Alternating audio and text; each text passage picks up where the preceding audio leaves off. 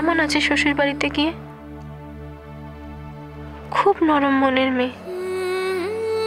আমি জানি আমার জন্য, বাড়ির সবার জন্য ওর মন কেমন করছে, কিন্তু কিন্তু ও যাতে ভালো থাকে, ওর জীবনে যাতে কোনো বাধা না আসে, তার জন্যই তো এত কিছু। বলি তুমি খুব ভালো থেকো, তোমার বউরানী তোমার পাশে সব সময় আছে। ভুলে যেতে চাইলেই ভুলতে পারবো আমি তোমায়? তোমার গত মতো 7 জন্ম তোমায় মনে রাখতে হবে। এসব কথা শুনে আমার রাগ হতো, কিন্তু এখন আমার একটা সিচুয়েশন তুমি ক্রিয়েট করেছো যে আমি কথা বলতে চাইলে শুধু ওই কথাগুলো। আমি জানি তুমি আমাকে খুব ভালোবাসো, খুব খেয়াল রাখো আমার মতো মেয়ে যে তোমার ভালোবাসা পেয়েছে, এটাই আমার কাছে সব চাইতে বড় উপহার। আর কিচ্ছু চাই না, বিশ্বাস করো। তোমার ভালোবাসা পাওয়া দিনগুলো আমার কাছে স্বপ্নের মতো। তোমার কথা, বলির কথা, বাড়ির সবার কথা ভেবে তোমাদের এইটুকু উপকার করতে পেরে আমার নিজেরই খুব ভালো লাগছে। কনক মা,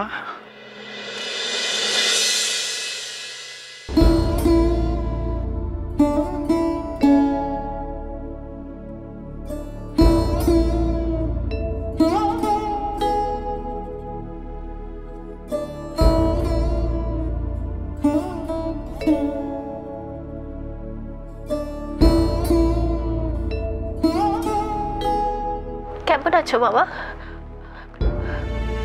মামি কেমন আছে?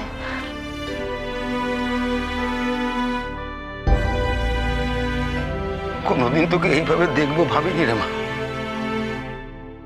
আজ ভগবান যদি তোর কপালে এই লিখে রাখবেন, তাহলে কেন কেন তোকে বড় বাড়ির বউ করে? বিশ্বাস করো মামা, আজ আমি সত্যি খুব সুখী। তুমি আমাকে যেমনটা দেখতে চেয়েছিলে, আজ আমি সব পেয়েছি। শ্বশুর বাড়ির ভরসা, স্বামীর ভালোবাসা, সব আমার আশীর্বাদ সফল হয়েছে বাবা। তাহলে কেন তুই আজ ওই গরাদের ওপারে? বাপ মামারা মেয়েটার প্রতি অবিচার কেন করে চলেছেন আমার ওই দেবতা? ঠাকুর আছেন মামা, আমাদের সবার সাথেই আছেন। তুমি শুধু আমাকে এইটুকু আশীর্বাদ করো, এই লড়াইয়ে যেন আমি নিজেকে শক্ত রাখতে পারি, আমার মনের জোর যেন থাকে। মারে মারে সব সময় আমার আশীর্বাদ আছে তোর সঙ্গে মা, সব সময়। তুমি ও বাড়ি থেকে এলে মামা? মা কেমন আছে গো? বাড়ির সবাই ঠিক আছে তো? হ্যাঁ, আপনি এখানে? কথা ছিল, ভেতরে আসবো? আসুন প্লিজ।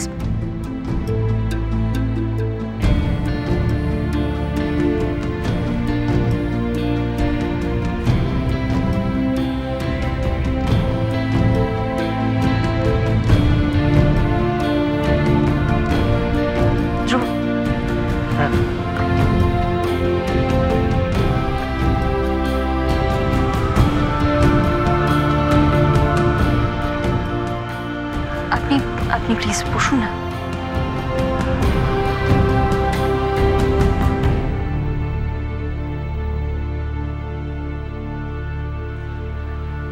আচ্ছা, কি বলতে এসেছেন সেটা বলুন। মিসেস চৌধুরী, আপনি যখন আগের বার এখানে এসেছিলেন না, আমি আপনাকে দেখে খুব সারপ্রাইজড হয়েছিলাম।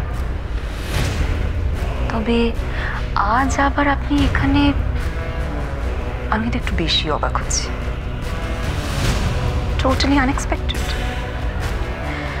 না, চৌধুরী গ্রুপ অফ ইন্ডাস্ট্রিজের ওনার মিসেস ইন্দিরা চৌধুরী তার কোম্পানির এক এক্স মডেল তার ফ্ল্যাটে for the second time in life.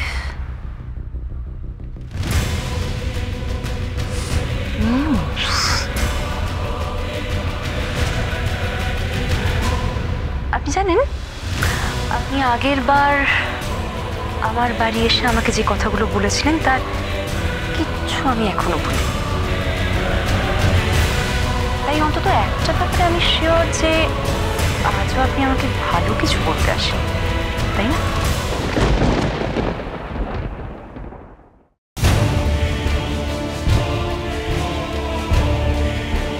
তোমার সঙ্গে কথা বলার ইচ্ছে বা রুচি কোনোটাই আমার নেই।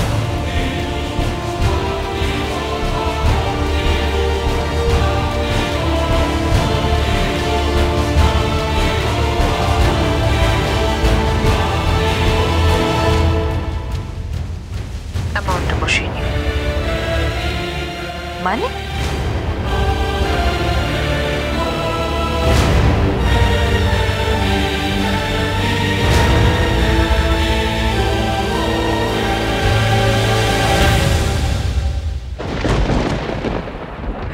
আমি সব বুঝে গেছি।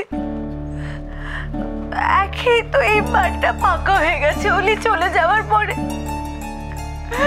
তারপরে কনক, আমার বোন, ওর এরকম একটা অবস্থা। এখন আমি আমার মনের কথা কাকে বলবো? কে শুনবে আমার মনের কথা? তার উপরে আমার শরীর খারাপ, একটু আধটু কিছু হলে কনক কিন্তু একমাত্র ভরসা ছিল। বলো কনক। আচ্ছা আচ্ছা, দেখো দেখো, তুমি এভাবে কেঁদো না। এভাবে কাঁদলে কিন্তু আবার সত্যি সত্যি শরীর খারাপ করবে। এমনিতেই কদিন আগে তোমার শরীরের উপর দিয়ে এত ধকল গেছে। ধকল? তুমি ধকলের কথা বলছো? ধকল কি শুধু শরীরের ওপর দিয়ে যায়? আমরা বোঝো না কেন? ধকল তো মনের ওপর দিয়ে যায় না। আরে ঝিলমিল, সেটা তো আমাদের সবার উপর দিয়ে গেছে, তাই না? দেখো, সবার কি আমি জানি না, কিন্তু আমি আর এসব নিতে পারছি না। ব্যাস, আমি তোমাকে বারবার বলছি যে এই মানুষটা একটা আরশোলা পর্যন্ত মারতে পারে না। সে কি করে একজন জল জ্যান্ত মানুষকে মেরে ফেলবে? অব্র, আরে হ্যাঁ বাবা, সেটাই তো সেটাই তো। বৌরানী এরকম একটা কাজ করতে পারে না, সেটা আমিও জানি। কিন্তু নিশ্চয়ই বৌরানী এমন কোনো একটা পরিস্থিতিতে পড়েছিল যার জন্য এই কাজটা করতে বাধ্য হয়েছে। হ্যাঁ, হতেই তো পারে। আমিও তো সেটাই বলছি। এর পেছনে নিশ্চয়ই কোনো একটা গল্প আছে। অন্য আর কি গল্প থাকবে ঝিলমিল? বৌরানী পুলিশের কাছে কনফেস করেছে, সেটা নিয়েই তো পুলিশ কথাবার্তা বলছে। আমার খুব কষ্ট হচ্ছে অব্র। আমার ছোট বোনটা এইভাবে জেলে পৌঁছবে না। না, এই হতে পারে না। এরকম করো না ঝিলমিল, প্লিজ। দেখো, আমরা তো সব রকম ভাবে চেষ্টা করছি, তাই না? আর তুমি যদি এরকম করে কান্নাকাটি করো তাহলে সেটা কি আমাদের বেবির জন্য ঠিক, বলো? তাহলে অব্র আমাকে সব খুলে বলো, কি হয়েছে? তোমাদের মধ্যে কি কথা হয়েছে কনককে ছাড়ানোর ব্যাপারে? দেখো, বিশু বলছিল যে বৌরানী যে নির্দোষ সেটা প্রমাণ করতে অসুবিধে হবে না যদি বডিটা না পাওয়া যায় তাহলে। মানে রাহুল মারা যায়নি? সেটাই তো প্রশ্ন ঝিলমিল। যদি মারা গিয়েই থাকে তাহলে ওর বডিটা গেল কোথায়?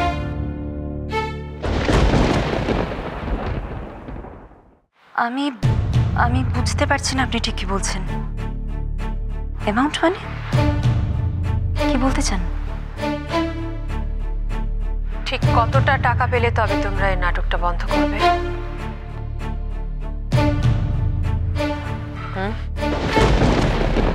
আমার হাতে সময় একদম নেই, তাই একটু তাড়াতাড়ি করলে ভালো হয়। প্রচুর টাকা থাকলে মানুষের বোধহয় এরকমই হয়, সবকিছুই টাকার অঙ্কে বিচার করতে চাই। যে যে ভাষা বোঝে তিস্তা।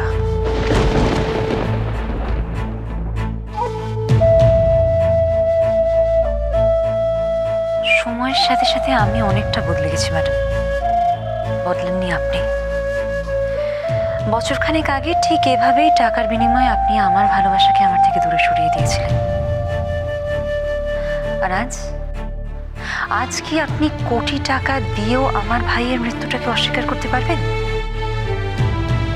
পারবেন অস্বীকার করতে যে আমার ভাই আপনার মেয়েকে ভালোবেসে আপনারই বাড়ির বৌরানী কনকের হাতে খুন হয়েছে?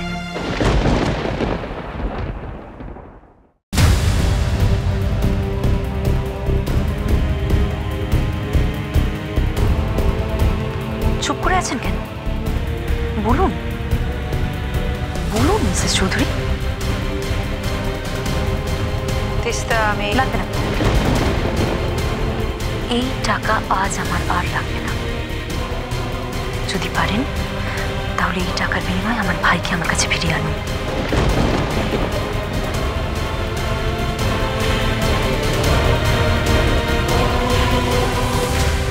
পারবেন না? মিসেস চৌধুরী, আপনি আপনার টাকার জোরে কারোর মুখ বন্ধ করতে পারেন, কাউকে সরাতে পারেন,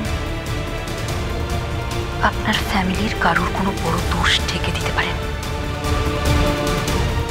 কিন্তু ওই ক্ষমতা আপনার নেই।